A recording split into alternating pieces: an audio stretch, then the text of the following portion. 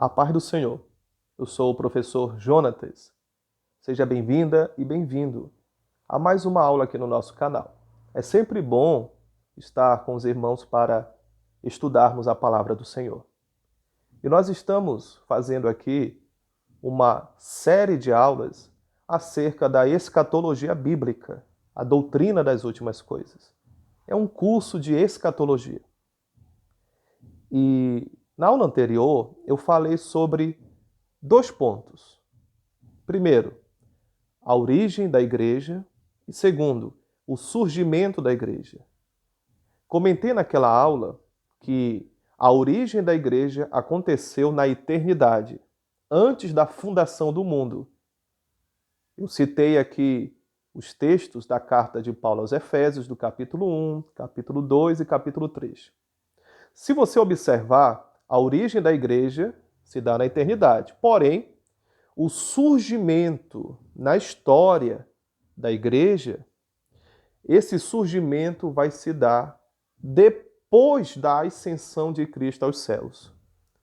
No capítulo 1 da carta aos Efésios, versículos 19 e 20, o apóstolo Paulo ele diz que Jesus se torna a cabeça da igreja depois que ele está assentado à direita de Deus, no céu. Ou seja, não existe corpo sem cabeça. O corpo só poderia entrar em funcionamento depois que a cabeça estivesse ali no seu devido lugar. Jesus se tornou o cabeça da igreja depois que ele ascendeu e está assentado à destra do Pai. Outro ponto interessante, irmãos, é que a partir do Novo Testamento, todo aquele que crê no Senhor Jesus, ele vai ser batizado na igreja.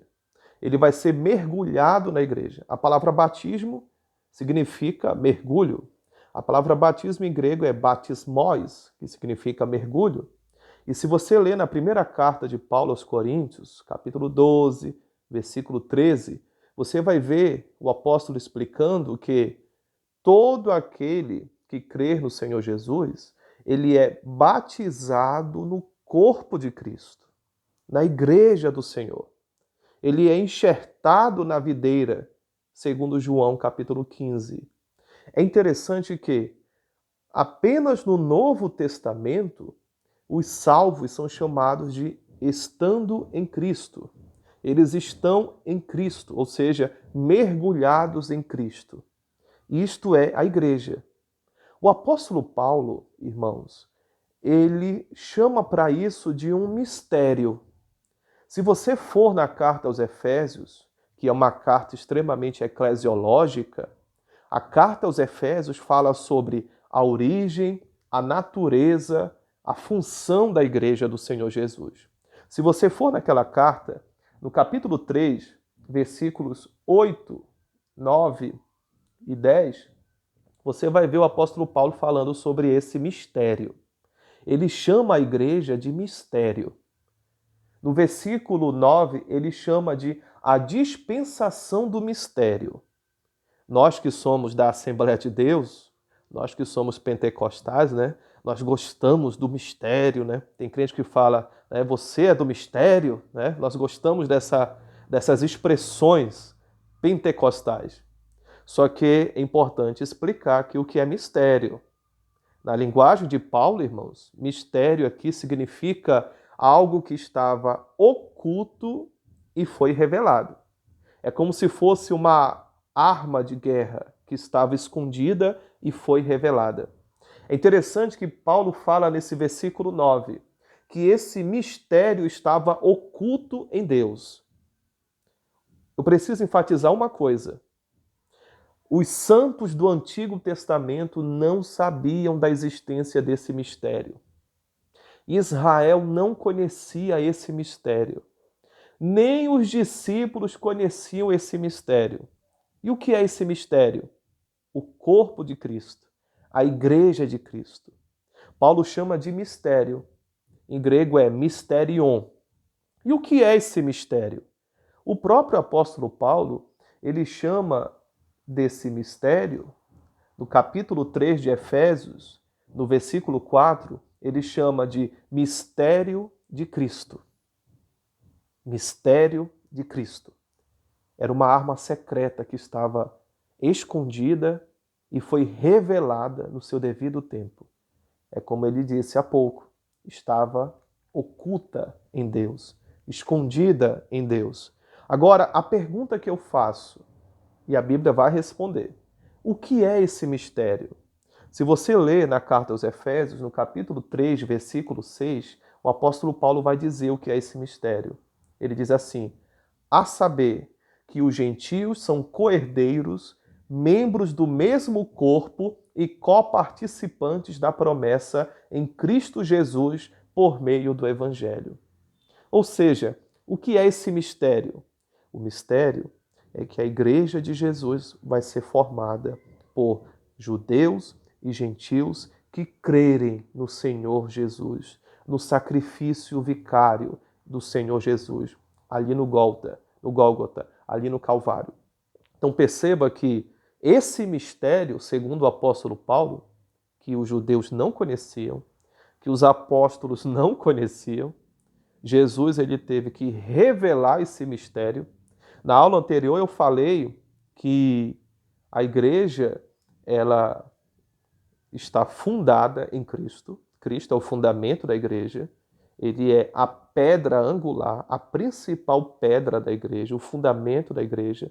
É como diz Paulo em 1 Coríntios capítulo 3, ninguém pode pôr outro fundamento, porque o fundamento já está posto, é Cristo. A base da igreja é Cristo e o cabeça da igreja também é Cristo. É interessante que os discípulos não conheciam esse mistério. E quando o Senhor Jesus levou os seus discípulos para as regiões de Cesareia de Filipe, como está registrado em Mateus capítulo 16, você vai ver o Senhor revelando esse mistério aos discípulos. Quando ele pergunta, e vós, o que dizeis que eu sou? Apenas o Simão Pedro disse, tu és o Cristo, o Filho do Deus vivo. O Senhor Jesus olha para Pedro e diz, bem-aventurado és tu, Simão Barjonas, porque não foi nem a carne nem o sangue que tu revelou, mas meu Pai que está no céu.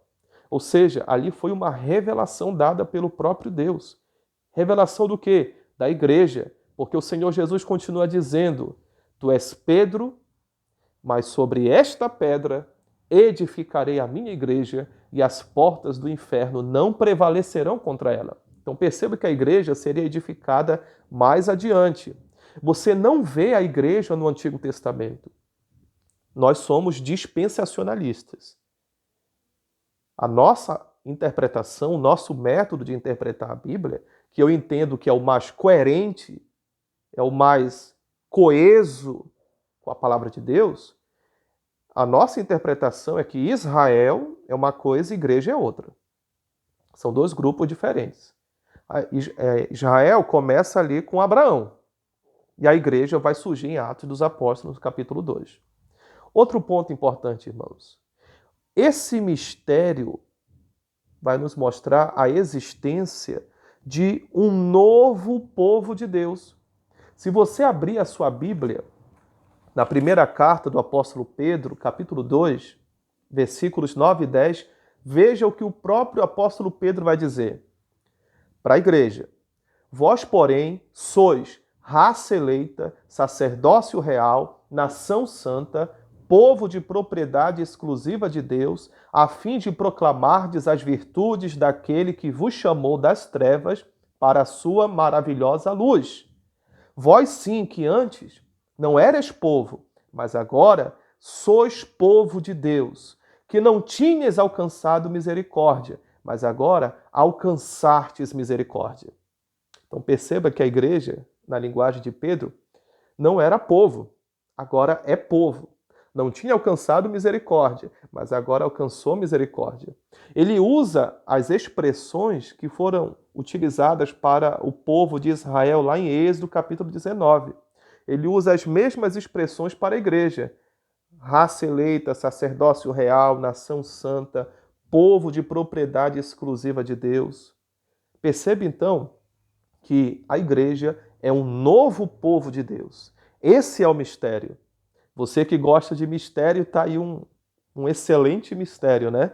A igreja do Senhor Jesus. Era o mistério que estava oculto e foi revelado na história. Isso é muito interessante. E Paulo chama também para a igreja, irmãos, de um novo homem. Se você ler na carta aos Efésios, no capítulo 2, versículo 13, olha o que o apóstolo vai dizer. Mas agora, em Cristo Jesus, vós, que antes estáveis longe, fostes aproximados pelo sangue de Cristo, porque ele é a nossa paz, o qual de ambos fez um, e tendo derribado a parede da separação que estava no meio, a inimizade, aboliu na sua carne a lei dos mandamentos na forma de ordenanças, para que dos dois criasse em si mesmo um novo homem, fazendo a paz, e reconciliasse ambos em um só corpo com Deus, por intermédio da cruz. Então perceba que o apóstolo Paulo, ele chama para a igreja de um novo homem, uma nova humanidade, um novo corpo.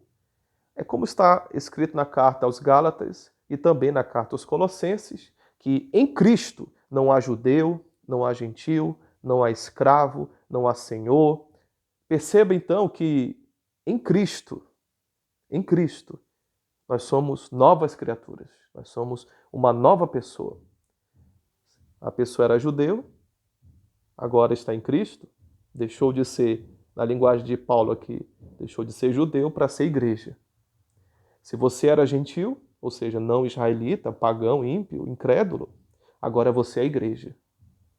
É como diz o apóstolo Paulo aqui em Efésios capítulo 2, vós que antes éreis gentios, agora sois igreja. Você faz parte do novo homem, dessa nova humanidade, desse mistério que estava oculto e foi revelado.